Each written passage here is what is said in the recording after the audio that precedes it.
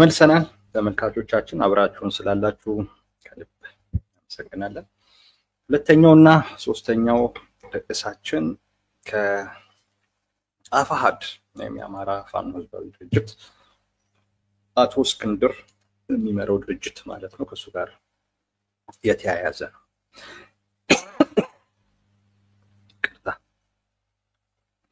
ሁለት የድምጽ ቅጆች ዛሬ ወጡ።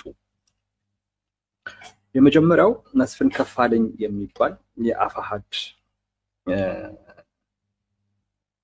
ቦታው አይታወቅም ግን አመራር ይመስላል። እሱ ከአማራ ብልጽግና ውስጥ ካለ አንድ ባለስልጣን ጋር ስለ ድርድር ወይም አብሮ ድርድር እንኳን አይደለም በሌላም አይነት መልኩ ሊተረጎም የሚችል ነው ድምጹ። ግን አጠቃላይ አብሮ መስራት በሚቻልበት አይነት ሁኔታ ላይ ሲያወራ የሚያስደምጥ የድምጽ ቅጂ ነው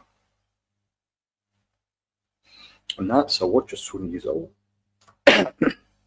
አፋሃድ ከብልጽግና ጋር እየሰራ ነው የሚል አይነት ድምዳሜ ሰጥተው ሲያወሩ ነበር።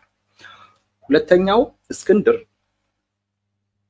እዛው አፋሃድ ውስጥ ካለ በሱ ስር ካለ አንድ ሰው ጋር የሚያወራው ድምጽ ነው። እዛ ላይ ደግሞ ወደ ማምሻውን የወጣ የድምጽ ቅጂ ነው። እሱ የመጀመሪያው ጠዋት አካባቢ ላይ ነው።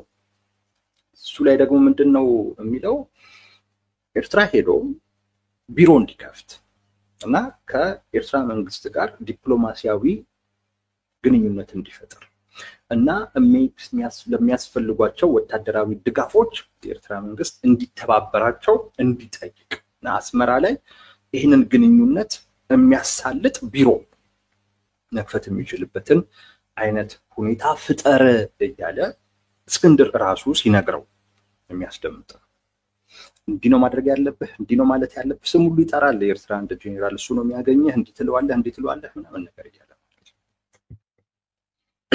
እነዚህ ሁለት የድምጽ ቅጂዎች ወጡ። ሁለቱም የመጀመሪያው አፋሃድን ሲያስወቅስ ነበር። ሁለተኛው እምብዛም ብዙ መነጋገሪያ ሆነ። ከኤርትራ መንግስት ጋር ግንኙነት ፍጠር የሚለው የእስክንድር ነገር ራሳቸው አፋሃዶችም ወደ ማምሻው ላይ መግለጫ ወጡ።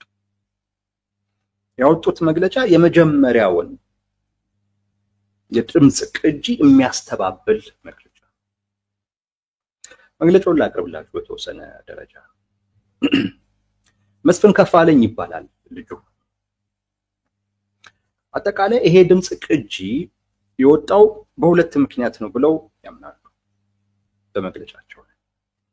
አንደኛው ድርጅታችን ሀገረ መንግስቱ አጠቃላይ ኢትዮጵያን መምራት በሚያስችል ቁመና ላይ መገኘቱን ያወቁ አካላት ሊበሏት ያሰቧትን አሞራ ጅግራናት እንደሚሏት ሊበሉን በማሰብ ነው ቁመናችን ሀገረ መንግስቱን የመምራት ደረጃ ላይ የደረሰ መምጣቱን ያጁ እነሱ ያሰጋቸው አካላቶች ያሴሩት ሴራ ነው።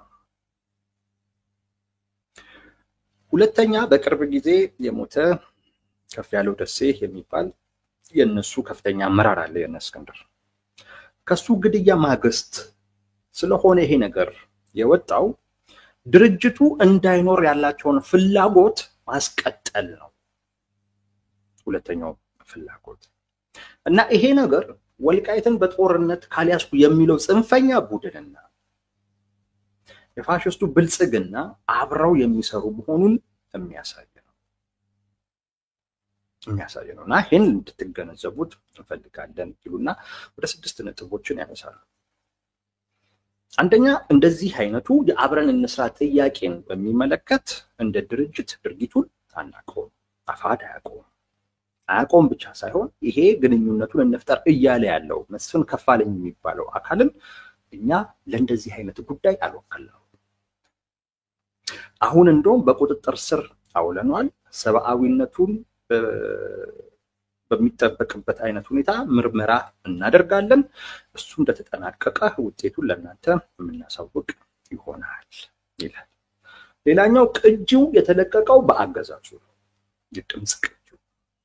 ስለዚህ ይሄ አገዛዙ ሰላም ድርድር የሚለውን ነገር ለማደናገሪያነት ብቻ እንደሚጠቀምበት ያሳያል። እንደዛ ባይሆን ኖሮ ቅጂውን እንዲወጣ በዚህ ሰዓት እንዲወጣ አያደርግም ነበር።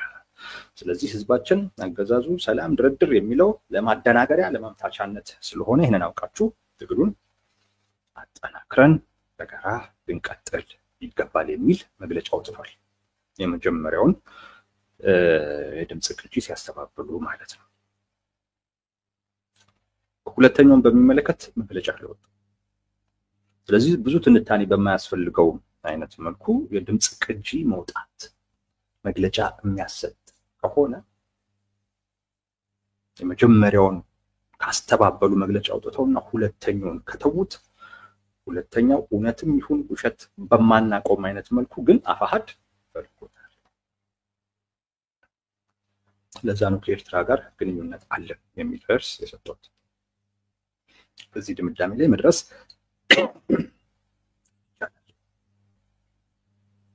የመጀመሪያው ሲሆን በፍጥነት መግለጫ አውጥተዋል። አስቸኳይ መግለጫ ነው። ሁለተኛውን ትተውታል። ምናልባት እኔ እዚህ ከገባው በኋላ መግለጫ ወጥቶ ከሆነ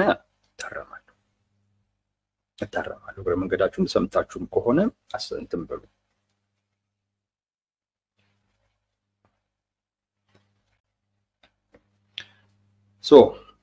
ከኤርትራ መንግስት ጋር ግንኙነት አለ ማለት እንችላለን። ስለዚህ ከኤርትራ መንግስት ጋር በዚህን ወቅት ላይ ግንኙነት መፍጠር እንዴት ይታያል የሚለውን አይ ቲንክ የኔን አቋም የምታውቁት ይመስለኛል። ከኤርትራ መንግስት ጋር ዲፕሎማሲያዊ ወታደራዊ ግንኙነት የትኛውም ሀገር ላይ ያለ አንድ ታጣቂ ሊጀምር ይችላል፣ ድጋፍ ስለሚያስፈልገው ከውጪ። ይሄ ማለት ኤርትራ ጦርነት ብትጀምር ከኤርትራ ጋር እንተባበራለን ካሉት ጋር አንድ አይደለም። ይሄንንም እረዳለሁ። አንድ አይደለም። ኤርትራ ጦርነት ብትጀምር በቀጥታም ይሁን በተዘዋዋሪ ከኤርትራ ጋር እተባበራለሁ የሚሉት እና ከኤርትራ ጋር ዲፕሎማሲያዊ ግንኙነት ኖሮን ወታደራዊ ድጋፍ ከነሱ የምናገኝበትን አይነት ሁኔታ እንፈጥራለን የሚለው በጣም የተለያየ ጉዳይ ነው። በተለያየ ማዕቀፍ የሚታይ ነገር ነው። በእኔ ግን የሚደገፍ አይደለም። በተለይ እነሱ ራሳቸው በዚህን ወቅት ላይ ነው አይደለም መግለጫው ማነው የድምጽ ቅጂው በዚህን ወቅት ላይ የወጣው ሲሉ ወቅቱ በራሱ የሚነግርህ ነገር አለ ማለት ነው። በዚህን ወቅት ላይ እንዲህ አይነት ግንኙነት መሻት በዚህን ወቅት ማለት ምን ማለት ነው? በኤርትራ መንግስትና በኢትዮጵያ መንግስት በኩል ጦርነት ውስጥ ሊገቡ ይችላሉ የሚለው ስጋትና ግምት በሁሉም ዘንድ ያለ በሆነበት በዚህን ወቅት ላይ ከኤርትራ መንግስት ጋር ዲፕሎማሲያዊ አይነት ግንኙነት እና ወታደራዊ ድጋፍ ለማግኘት የሚደረግ ጥረት ሌላ አይነት መልክ ሊሰጠው እንደሚችል ይናገራል። ስለዚህ ልክ በዚሁ መልኩ ተረድተውት ለዚህም ቢሆን ማስተባበያ መግለጫ ማውጣት ይጠበቅባቸው ነበር። እንደኔ ለሁለቱም ባይሰጡም ጥሩ ነበር። የድምጽ ቅጂ ስለሆነ የድምጽ ቅጂ በአብዛኛው ሰው ቅንብር ነው ምናምን ነው። ብዙ የድምጽ ቅጂዎች ወጥተዋል። እነሱ የማይጎዱ ስለሆኑ ነው ዝም የሚባሉት። እነ እስክንድርን ብቻ የሚመለከት አይደለም። ብዙዎች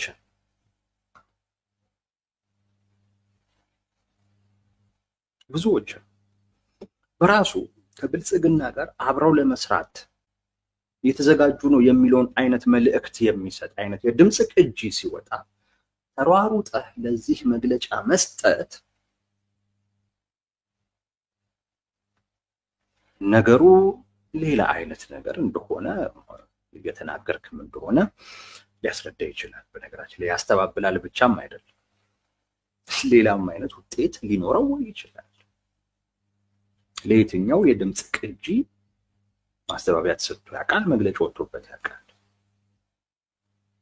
አይቱ በአጠቃላይ በፖለቲካው ማህበረሰብ ዘንድ እነዚህ አካላት ከብልጽግና ጋር ግንኙነት አላቸው የሚለው ነገር ትንሽ ዋጋ የሚሰጠው እሳቤ ነው ማለት ነው። እሱንም ይረዱታል ማለት ነው። ያንን ሊያሳይብን ይችላል ያልሆነውን ነገር ስለዚህ ቶሎ ብለን ምላሽ መስጠት አለብን የሚለው ውሳኔ ላይ ተደረሰው ከዚህ ስጋት ሊሆን ይችላል ኤኒዌይስ ግን መግለጫቸው ይሄንን ነው የሚለው ለኔ በጣም ይገርመኝ እና ትንሽ ብንወያይበት የምወደው ነገር ተመልከቱ ከኤርትራ መንግስት ጋር መገናኘት ዛት ማች የፖለቲካ ማህበረሰቡን አረበሸውም መነጋገሪያም አልሆነ ከብልጽግና ጋር መገናኘት ምናልባትም እኮ ጦርነቱን በድርድር ወይ በሰላማዊ መንገድ ለማቋረጥ ለመጨረስም እኮ ሊሆን ይችላል እሱ ግን እንዴት አስብሏል ኢቭን አፋሃዶች ሁሉ በዛ አይነት ነገር ተገደው መግለጫ እስኪሰጡ ድረስ ተገደዋል ደርሰዋል እኔ እዚህ ላይ ነው ማውራት የምፈልገው ምንድነው ምክንያቱ የሚለው ለዛሬ አንድ ሶስት ነገር ብቻ ላንሳ ማለት ታውቃላችሁ እኔ አፋሃድም በነዘመነ በኩል ያሉትም ሌሎችም የፋኖ አደረጃጀቶች አማራ ክልል ውስጥ ያለውን ጦርነት በድርድር መፍታት አለባቸው ብያምናለሁ የአማራ ህዝብ ትግል አሸንፏል ብዬ ነው ማለት እሱን ወደ ፖለቲካዊ ድል መቀየር ያስፈልጋል ያ ስራ ደግሞ ፖለቲከኞች ነው ያ ስራ ደግሞ ምን ይፈልጋል የሆነ ሰላም መረጋጋት ይፈልጋል ምናልባትም ድርድሩ ወደ ፖለቲካ ድል መቀየሪያ መንገድም ሊሆን ይችላል እዛ ላይ ሊሆን ይችላል ለምሳሌ የፕሪቶሪያ ስምምነት እነጌታቸው ረዳ እንደ ድል ይቆጥሩታል እና ዶክተር ደብረጽዮን እንደ ሽንፈት ይቆጥሩታል አይቱ ሰነዱ ራሱ ስምምነቱ ራሱ ብልጽግናን አሸናፊ ያደረገኛን ተሸናፊ ያደረገ ነው በጦርነት ሳንሸነፍ ነው የሚሉትና ዶክተር ደብረጽዮን በጦርነት ሳንሸነፍ ግን በፕሪቶሪያ ስምምነት ተሸነፈ ለምን ተከዳለ ይላል ወደ ድርድር መግባት አሸነፊያ መንገድም ሊሆን ይችላል አሸንፈሃል የህልውና ትግልህን ማን ነው የህልውና ስጋትህን መቅረፍ የምትችልበትን ስምምነት ተፈጻሚ ሊሆን በሚችል አይነት መልኩ መስማማት ደግሞ ከቻልክ ይሄንን ማሸነፍ ወደ ፖለቲካዊ ድል ቀየርከው ማለት እኔ አሁን እሱ ላይ ነው መረባረብ የሚያስፈልገው በዚህ ሰዓት እኔ ፋኖ ነኝ ብሎ የሰላም አማራጭ አልፈልግም ድርድር አልፈልግም እና ጦርነቱን አስቀጥላለሁ የሚል አካል ለስልጣን የሚታገል አካል ነው ወይንም ሌላ ተልእኮ ያለው አካል ነው ብዬ ነው የኔ እምነት ይሄ ነው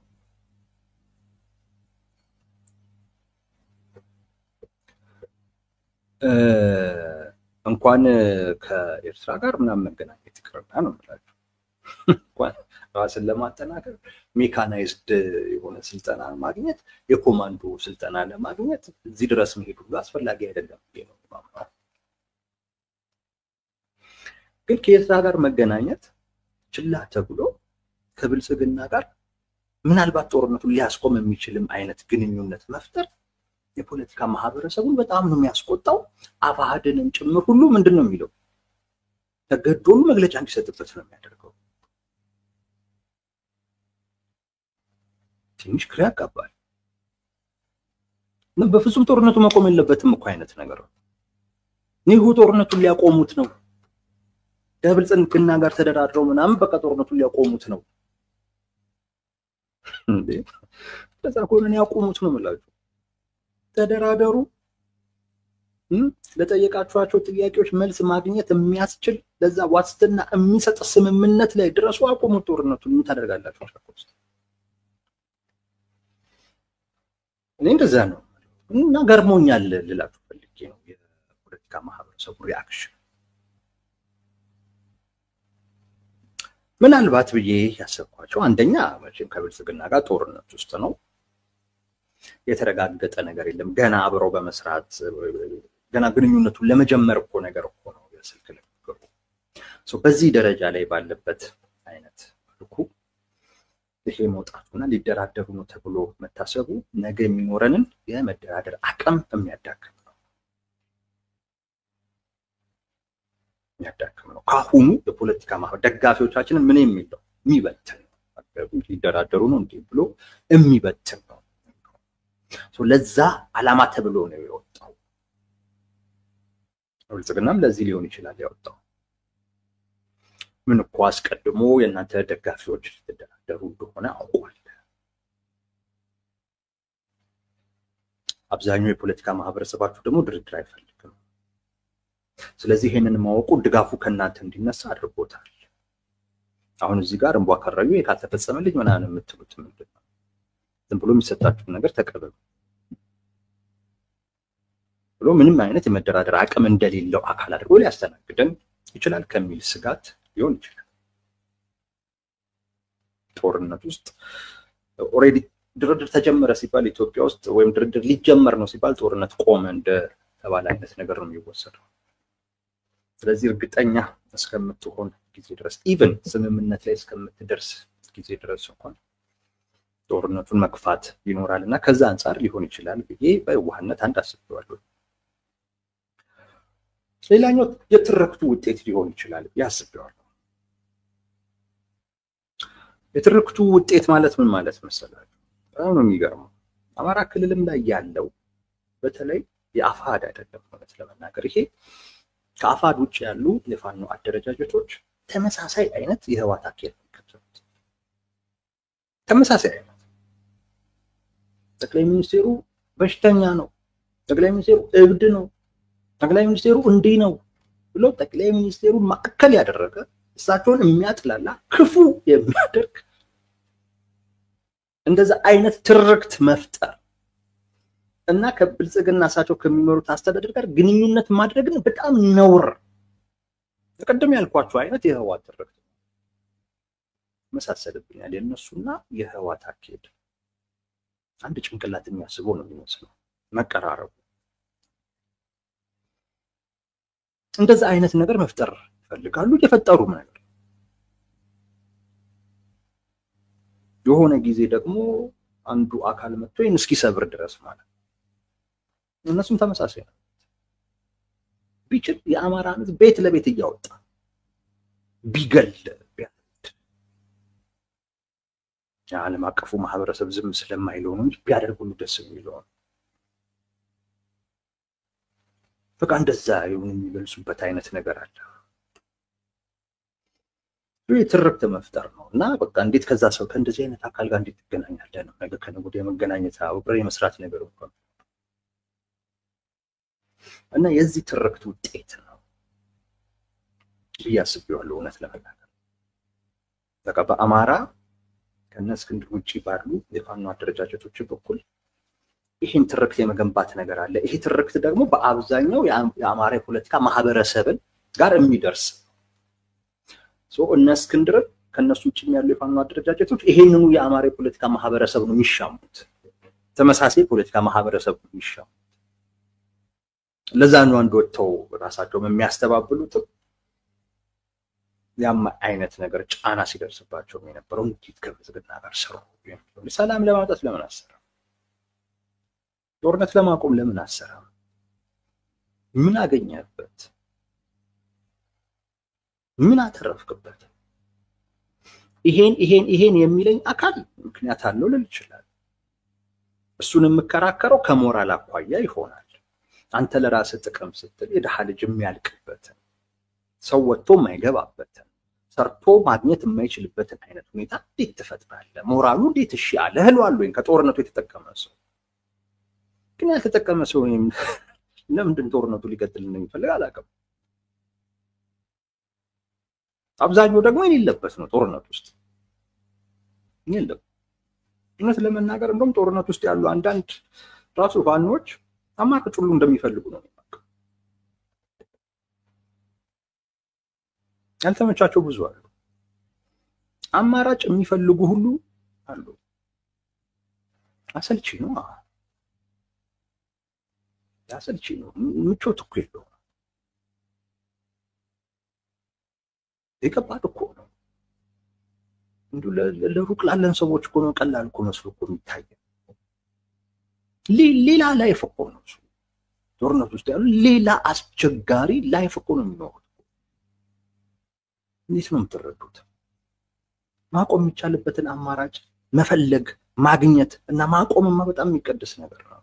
እንዲሁ በባዶ ስታቆም ለዚህ ሁሉ ልፋት ለዚህ ሁሉ መስዋዕትነት ትርጉም ሳሰጠው ስታቆም ነው ችግር እንጂ ማቆምማ ምን ችግር አለ? ከዚህ አንፃር ወሰድኩት። የሆነ ትርክት ተፈጥሯል። ስለዚህ እንግዲህ የሆነ ጊዜ ይህንን የሚሰብር ነገር እስኪመጣ ድረስ መጠበቅ ያስፈልጋል። ሶስተኛው ነው ወደ ሶስተኛው ርዕሳችን እንወስዳለን።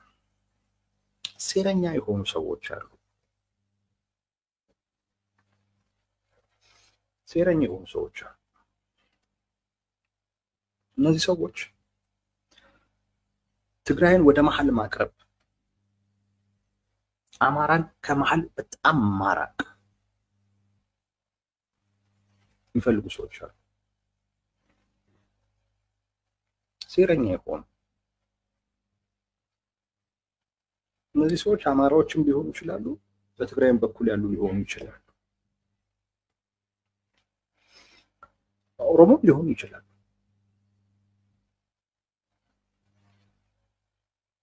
አማራው ሲርቅ የትግራይ ፖለቲካ ወደ መሃል ሲመጣ አሁን ያለው የመንግስታዊ ስርዓት እንዲቀጥል የሚፈልጉት ኃይሎች መሃል ላይ ብዛት ይኖራቸዋል።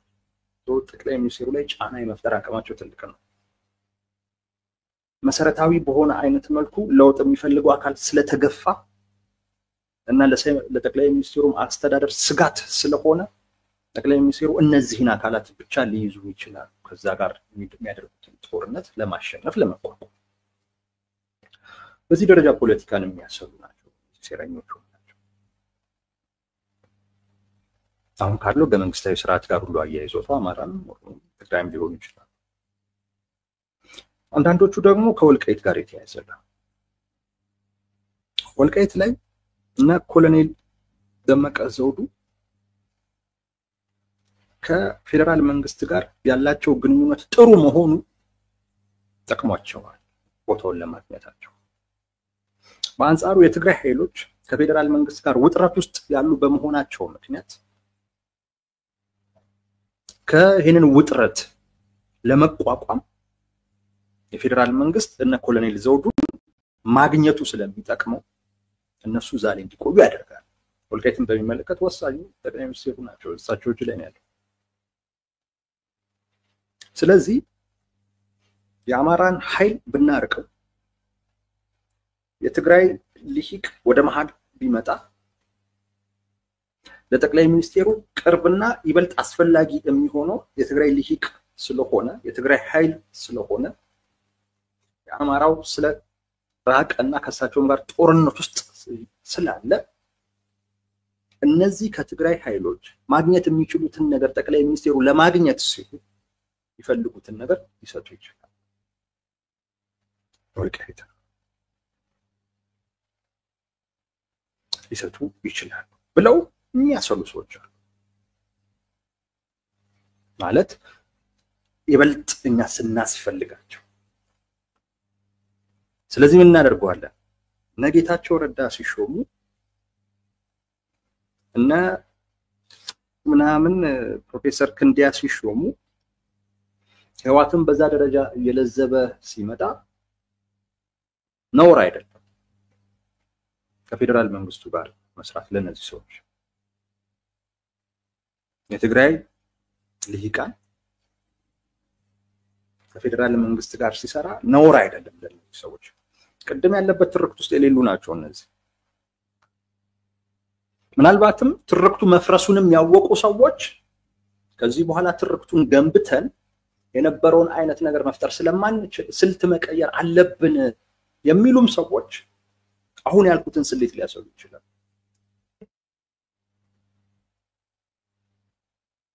ምንም እንኳን ጠቅላይ ሚኒስትሩ በወልቃይት ምናምን ያላቸው ጉዳይ እኔ ማልጠራጠረው ቢሆን ግን ሁኔታዎቹ ሲቀየሩ እና አጣቂኝ ውስጥ የሚገባበት አይነት ሁኔታ ከተፈጠረ ጊዜያዊ መውጫ አድርገው ለሚጠቅማቸው ለሚያስፈልጋቸውና ቅርባቸው ላለ ለሆነ ኃይል ለጊዜው ሊሰጡት ይችላሉ፣ አቅም እስካገኘም በሚል ማለት ነው።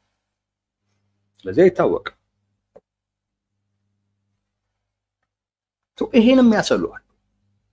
እና ልክ የትግራይ ልሂቃኖች ከፌደራል መንግስት ጋር ሲሰሩ ምክንያት ይፈጠርላቸዋል። አይ እንዲህ ስለሆነ ነው ይላል። ልክ የአማራ ታጣቂዎች ከፌደራል መንግስት ጋር ለመስራት ሲያስቡ ወይም አማራ ክልል ላይ ያሉት እነ ኮሎኔል ደመቀ ዘውዱ ከፌደራል መንግስት ጋር ለመስራት ወይም መገናኘታቸው ሲሆን ስለ ሆዳቸውን እኮ ብለው እንደ ሰበር ዜና ይወራል። እነ እስክንድር ነጋ በሆነ አይነት መስመር ግንኙነት ለመፍጠር ሲሞከሩ ተብሎ እንደ ሰበር ዜና ይወራል።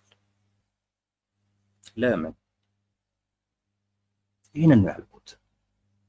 እነዚህ ሰዎች ትግራይ ወደ መሃል አቅርበው አማራን ወደ ፌደራል መንግስት ማለት ቀረብ ብሎ አማራው ቢርቅ የሚመርጡ ናቸው።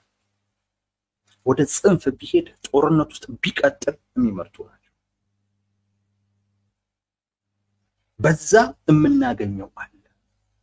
ጠቅላይ ሚኒስትሩን እንዳልኩትኝ ተመሳሳይ የሆነ ፖለቲካ አረዳድ ብሔር ተኮር የሆነ ፖለቲካ የህገ መንግስታዊ ስርዓት እንዲቀጥል የሚፈልጉ ኃይሎች ቢከቧቸው ህገ መንግስቱን ለመቀየር የሚያደርጉት ሂደት ላይ ምን መፍጠር እንችላለን? ጫና መፍጠር እንችላለን። ያለውን ህገ መንግስታዊ ስርዓት ማስቀጠል እንችላለን። እና የእሳቸውን ስልጣን ተከትሎ ወደ መሃል የመጣው የተስፋፊው ኃይል የአማራ ፖለቲካ ልክ እንደ ድሮ ተገፍቶ እዛው ጥግ ይዛል። ከወልቃይትም ጋር በተያያዘ እንደዚሁ ጠቅላይ ሚኒስትሩ ዙሪያ ጋር ስንሆን አማራው ሲርቅ ጠቅላይ ሚኒስትሩ የኛን ድጋፍ ለማግኘት ሲል ልክ እነ ኮሎኔል ደመቀ ዘውዱ እጅ ላይ እንደተወው ለኛ ሊሰጥ ይችላል ብለው አስበው ሌላም ልታሰሩ ይችላል።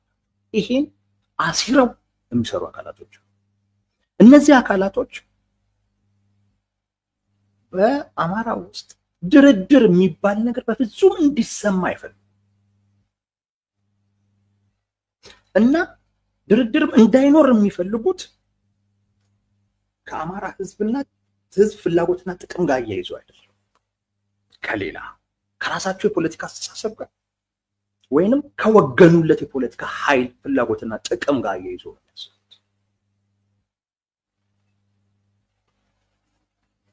እኔ አማራ ፖለቲካ ውስጥ ያለ የፖለቲካ ማህበረሰብ ውስጥ ያለ አካል የአማራ ፖለቲካ ግድ ይለኛል የሚል አካል እነዚህን ሰዎች በጥንቃቄ ማየት አለ። በጣም በጥንቃቄ በለው የሚሉህ ላንተ አይደለም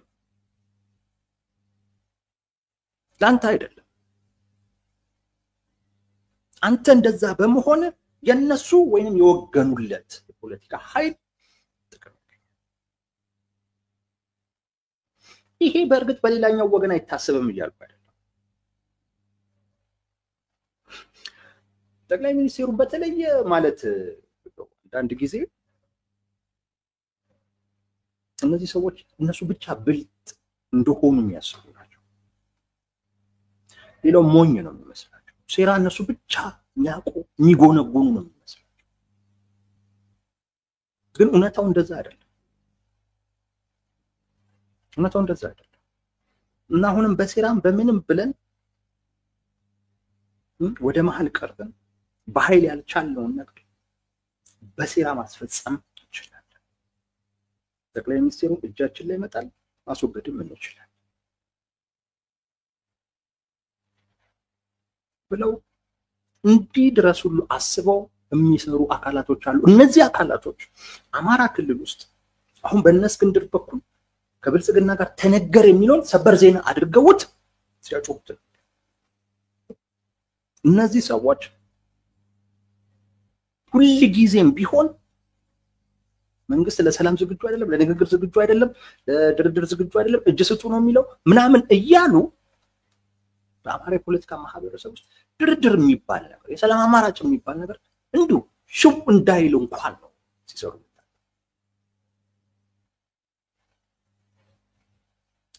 ድርድር አንፈልግም የሚሉትን አካላቶች ሲያጅግኑ ነው የምታየው። ግን እንደሌላው ፊት ለፊት የሚወጡ ግን አይደሉም። ተሸፋፍነው ነው የሚቀር።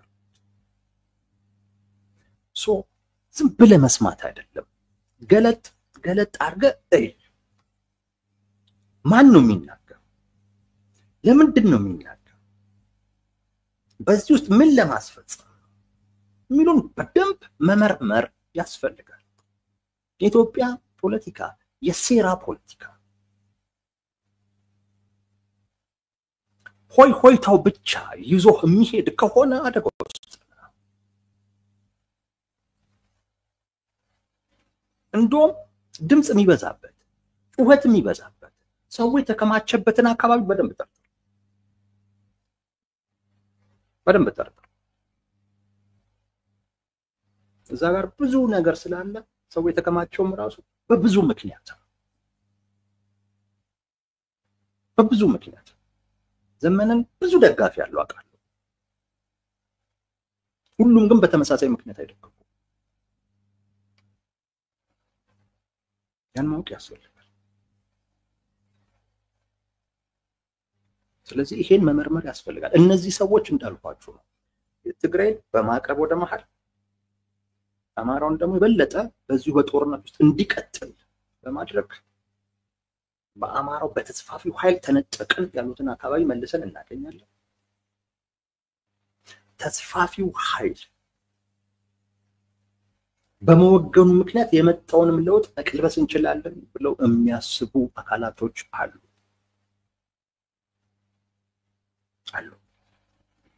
ይህንን አስቦ መንቀሳቀስ የሚያስፈልገው ስለ ድርድር አቋም ስትይዝ አሁን እየተቀየረ ባለው አይነት ሁኔታው እየተቀየረ ነው። ሁኔታው እየተቀየረ ቅድም እንዳልኳችሁ ነው። አንዴ ያተረክት ከፈረሰ በኋላ ፍሰቱን አታቆም። እዛ ጋር መዳከም ሲጀምር ሌላ ስልት ነው የሚከተለው። ስለዚህ በእንደዚህ አይነት ሁኔታዎች ደግሞ እኔስ ምንድነው ማድረግ ያለብኝ? አሁን ቢያስኩት ነገር ነው ወይ መቀጠል ያለብኝ?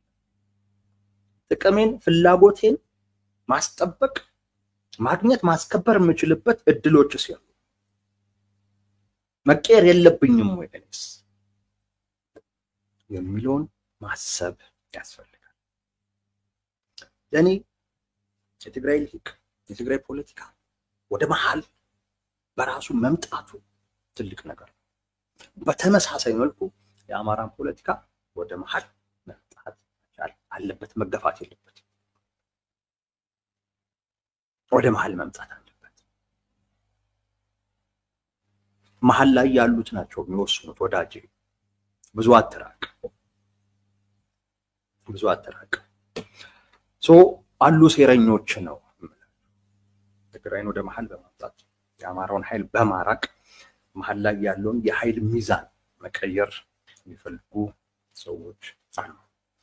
እሱም ታስቦ ነው መሄድ ያለበት። ይሄንን እነ እስክንድር ነጋ ከብልጽግና ጋር ለመገናኘት ሙከራ አደረጉ የሚለውን ነገር እንደ ሰበር ዜና ያወሩ ሰዎች